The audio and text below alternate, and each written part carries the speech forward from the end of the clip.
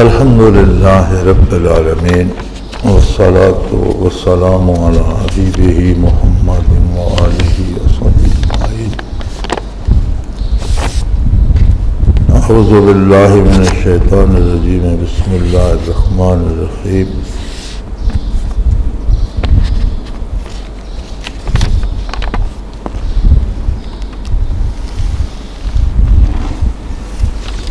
بہت مزے کی بات لکھی ہے، جس صاحب نے بھی لکھی ہے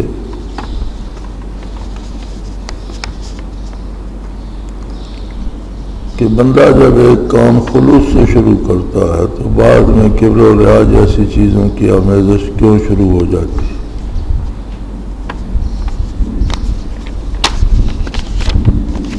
ان کی مراد یہ ہے کہ جب شروع کرتا ہے تو اس وقت تو بڑا خلوص ہوتا ہے، اور بعد میں اپنی بڑائی اور نمائش کا خیال پیدا ہو جاتا ہے۔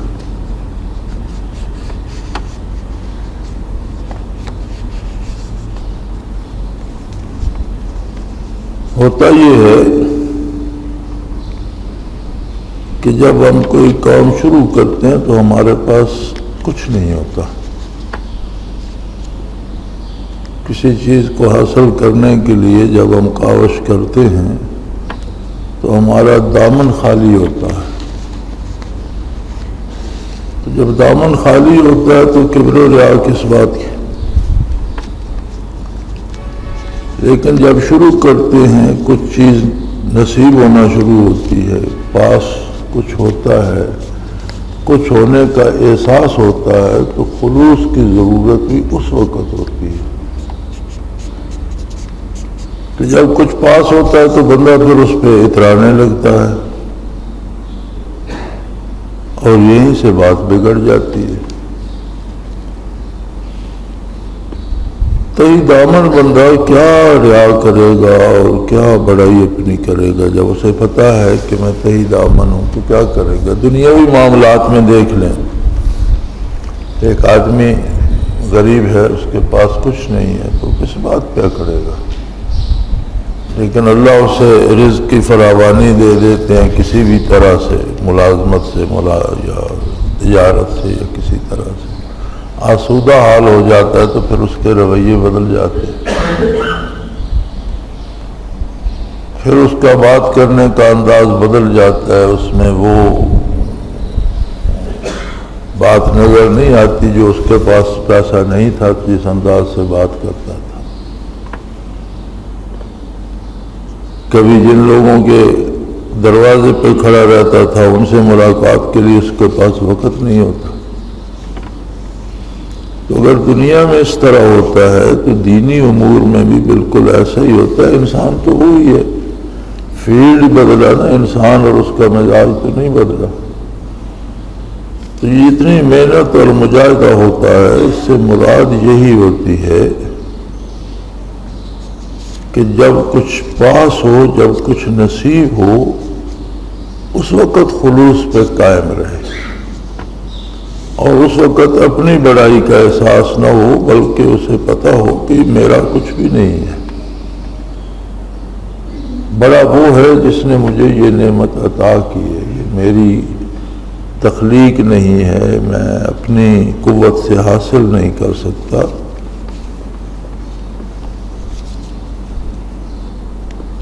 قارون کا واقعہ قرآن کریم میں ہے، یہی بات اس میں بتائی گئی ہے کہ قارون کے پاس بے پناہ دولت تھی، اتنی کہ خزانے کے جو تالے تھے ان کی چابیاں بھی ایک جماعت، بہت سے لوگ بڑی مشکل سے اٹھا سکتے تھے۔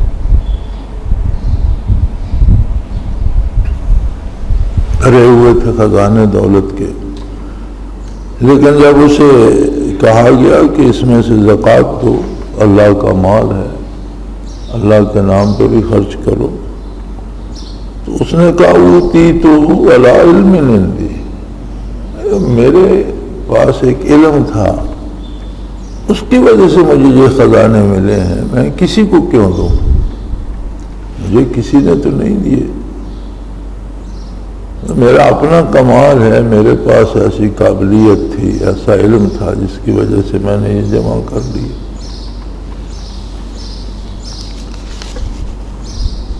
تو آدمی کے پاس جب کوئی کمال ہوتا ہے، آدمی عجیب مزاج ہے انسان کا، بعض اوقات اس کے پاس ہوتا نہیں، فرض کر لیتا ہے میرے پاس ہے، اور اس پہ بھی اکڑ جاتا ہے۔ یہ عجیب بات ہے کہ بعض اوقات مفروضوں پہ شیخ پندارد کے دارد حاصلے،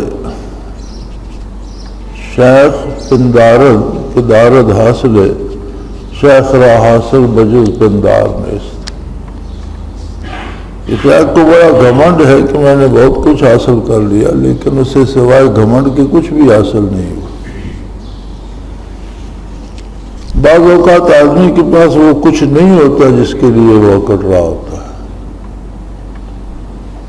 اور عموماً ہوتا ایسا ہی ہے، کیونکہ جسے کوئی ذرا بھی معرفت الہی کا نصیب ہو جاتا ہے، پھر وہاں کبر و ریا جیسی چیزیں پیدا نہیں ہوتی۔ معرفت الہی کا پہلا اور آخری کام یہ ہوتا ہے کہ بندے کو احساس ہو جاتا ہے کہ جو کچھ ہے سب اللہ کا ہے، میں بالکل ایک ناچیز ذرہ ہوں، میرے بس میں کچھ بھی نہیں۔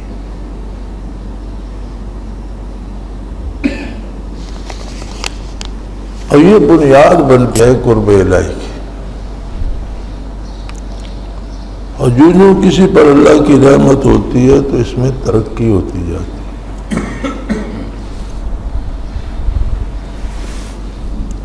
انسانی مزاج، دنیاوی حالات، ماحول، یہ ساری چیزیں ایک بندے کو متاثر کرتی ہیں، انہی میں رہتا بستا ہے۔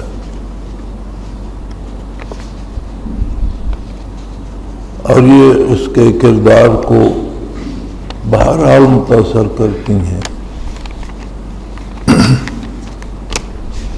لیکن اگر معرفت الہی نصیب ہو تو ان سب چیزوں کا مقابلہ آسان ہو جاتا ہے، اور اگر اس سے بہک جائے، یعنی کسی کو اپنی بڑائی یا اپنے کمال کا خیال یا احساس ہونا، اس بات کی دلیل ہے کہ عظمت باری اس کی آنکھوں سے اوجھل ہو گئی، اس کے احساس میں وہ بات نہیں رہی کہ بڑا اللہ ہے اور بڑائی اللہ کو سزاوار ہے، میں بندہ ہی ہوں۔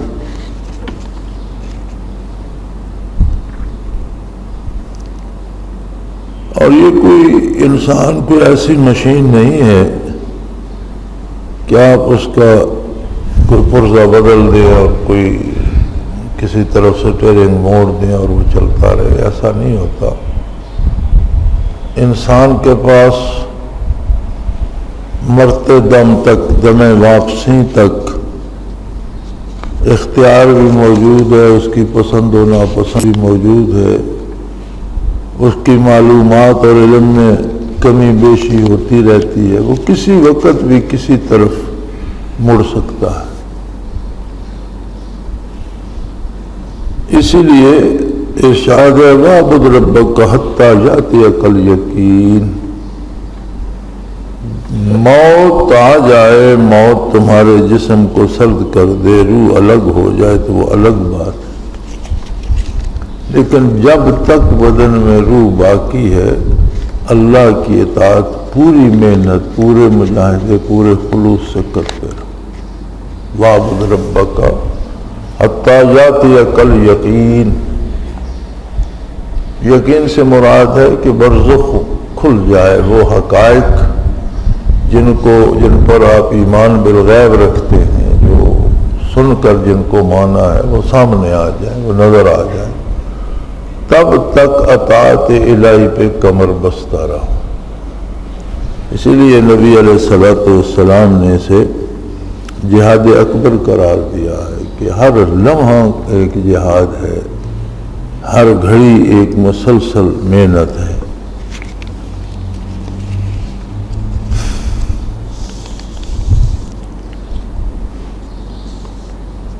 قدرتی بڑی عجیب بات ہے، انسانی مزاج اللہ کریم نے ایسا بنایا ہے کہ ہر ایک کو اپنی بڑائی کا احساس دامنگیر رہتا ہے۔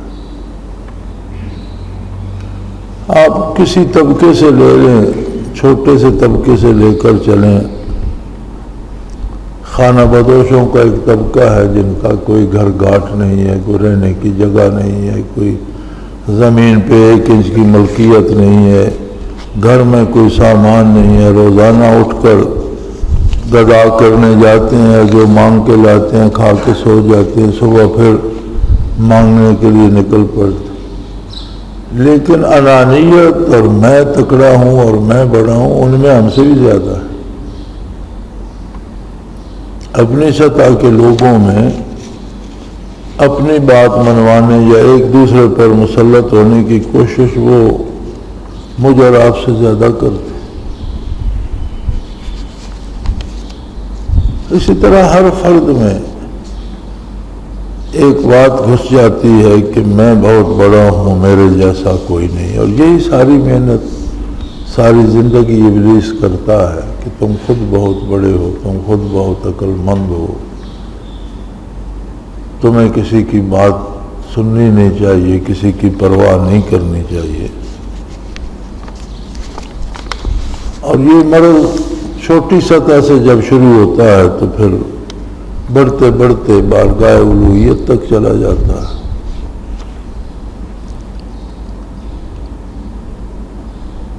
عبادات اسی کی دوا ہیں کہ بندہ دن میں 5 مرتبہ تو صلوات فرض ہے اس پر، کہ دن کی ابتدا فجر سے اللہ کی اطاعت اور رکوع و سجود سے کرے،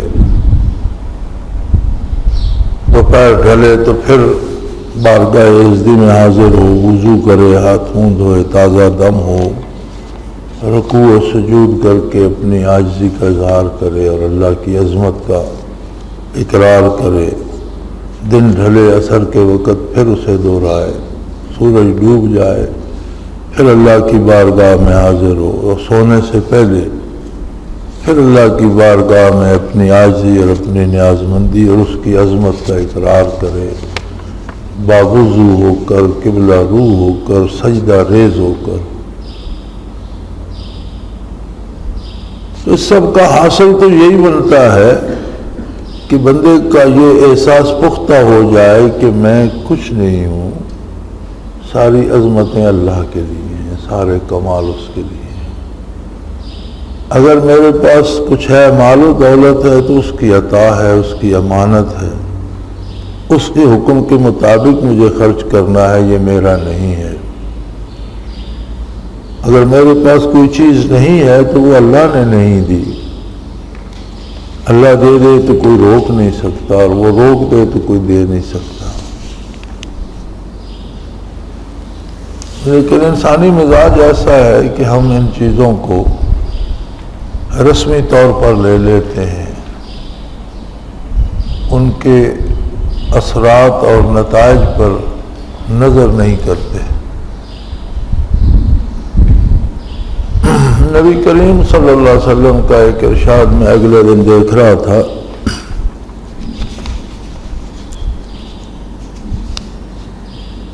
جس کا مفہوم کچھ اس طرح سے ہے کہ حضور فرماتے ہیں مجھے سب سے زیادہ خطرہ جو ہے اپنی امت کے لیے وہ ایسے علماء سے ہے جو دنیا کی خاطر دین کو بیچ دیں گے۔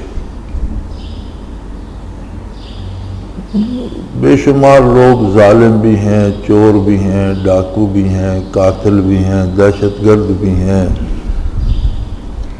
ایسے بھی ہیں جو خودکشی کر لیتے ہیں، اپنے آپ کو بھی تباہ کر دیتے ہیں، دوسروں کو بھی تباہ کر دیتے ہیں۔ ان میں سے کسی کا نام نہیں لیا حضور صلی اللہ علیہ وسلم نے،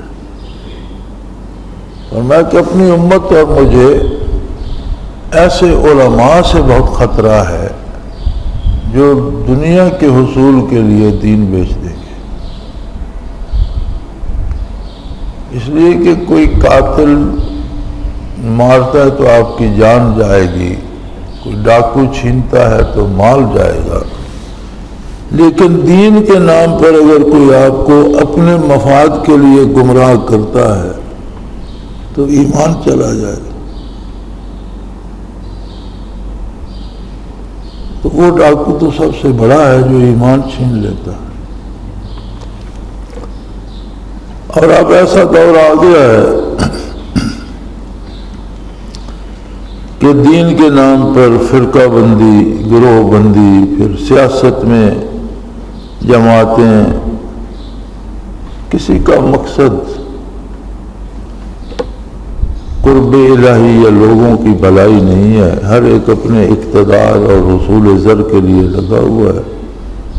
نام خوبصورت خوبصورت رکھے ہوئے ہیں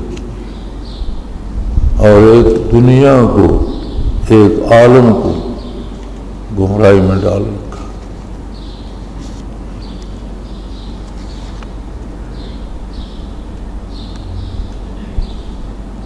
تو یہ عہد بہت احتیاط کا عہد ہے، بہت باریک بینی کا عہد ہے. اور ایک مصیبت یہ ہے کہ ہم دوسروں کا مشاہدہ کرتے ہیں اور ان پر تنقید کرتے رہتے ہیں. بہتر یہ ہے کہ سب سے پہلے اپنا مشاہدہ کیا جائے کہ میری سوچ اور فکر کیا ہے، جو میں کر رہا ہوں اس سے میرا مقصد آخرت یا اللہ کی رضا یا دنیا جمع کرنا ہے، اپنے آپ کو لوگوں میں بڑا ثابت کرنا ہے یا اللہ کی طرف بلانا اور لوگوں کی اصلاح کرنا ہے. تو یہ چونکہ دلوں کا معاملہ ہوتا ہے، بہت نازک ہے. مجھے آپ کو، ہر فرد کو اپنے رویے پر نظر رکھنی چاہیے. اللہ کی بارگاہ میں کوئی بڑا نہیں ہے، بڑائی ساری اللہ کے لیے ہے. کسی کے پاس کوئی بھی کمال ہے تو اللہ کی عطا ہے، اس کا ذاتی نہیں ہے.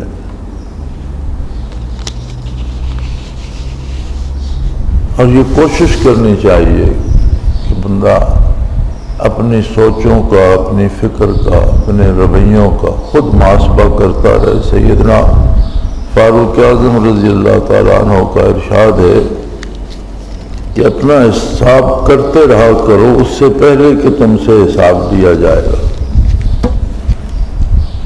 خود اپنا حساب کرتے رہا کرو، دیکھتے رہا کرو. نبی کریم صلی اللہ علیہ وسلم کے ارشادات موجود ہیں. رمضان شریف کے بارے فرمایا، من صام رمضان ایمانا و احتسابا غفر له ما تقدم من ذنبه او كما قال رسول اللہ صلی اللہ علیہ وسلم، کہ جس نے رمضان کا روزہ رکھا ایمان اور احتساب کے ساتھ. یہ دو باتیں حضور نے فرمایا ایک دوسرے سے الگ نہیں ہوتی. ویسے ہی سارا دن بھوکا بیٹھا رہے تو روزہ تو نہیں ہوگا. ایمان ضروری ہے ان حقائق پر جو رسول اللہ صلی اللہ علیہ وسلم نے ارشاد فرمائے.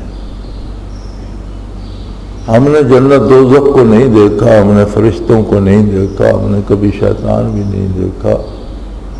یہ ساری مخلوق ہے، یہ ہماری نگاہ کی وسعتوں سے باہر ہے. تو خالق کو ہم کب دیکھ سکیں گے؟ مخلوق ایسی ہے جسے ہم نہیں دیکھ سکتے، تو خالق تو بہت بڑی ہستی ہے جو اس سب کا بنانے والا. تو اللہ سے بھی ایمان بالغیب ہے، آخرت سے بھی، جنت و دوزخ سے بھی، حساب کتاب سے بھی، فرشتوں سے بھی. یہ سارا نبی کریم صلی اللہ علیہ وسلم نے منوایا، ہم سے یہ ماننے کا حکم دیا اور ہم مانتے ہیں الحمدللہ. اللہ توفیق دے. تو فرمایا پہلی بات تو یہ ہے کہ یہ ایمان و عقیدہ درست ہو. پھر روزہ رکھے تو احتساب کرے، ایمان و احتساباً، احتساب کرے کہ اس کے رکھنے سے مجھ میں کتنی تبدیلی آئی، میرا دل کچھ صاف ہوا، میری سوچیں کچھ صاف ہوئیں، اپنی بڑائی کا خیال، لوگوں سے دشمنی کا خیال، کسی کا مال چھیننے کا خیال، کسی کو رسوا کرنے کی بات، ان سوچوں میں کوئی مثبت تبدیلی آئی، کچھ اثر ہوا، مجھے کچھ وصول ہوا۔ فرمایا اگر اس انداز سے ایمان و یقین اور محاسبہ کرتے ہوئے روزہ رکھے تو غفر لہ ما تقدم من ذنبہ، تو زندگی میں جتنے گناہ کر چکا ہے وہ معاف ہو جاتے، خواہ اس کی کتنی طویل عمر ہو، کتنے زیادہ گناہ کر چکو، اللہ کریم معاف فرما دیتے۔ لیکن ایمان اور احتساب، اسی طرح عبادات، اذکار، مراقبات میں بھی یہ دو باتیں شرط ہیں۔ اگر ایمان و احتساب رہے پھر کبر و ریا نہیں آتا، اور اگر یہ چھوٹ جائے تو پھر بندہ بچ نہیں سکتا۔ اللہ کریم ہم سب کی حفاظت فرمائے، ہدایت پہ قائم رکھے، خطاؤں سے درگزر فرمائے، نیکی کی توفیق عطا فرمائے۔ الحمدللہ رب العالمین، والصلاۃ والسلام علی حبیبہ محمد وآلہ وصحبہ۔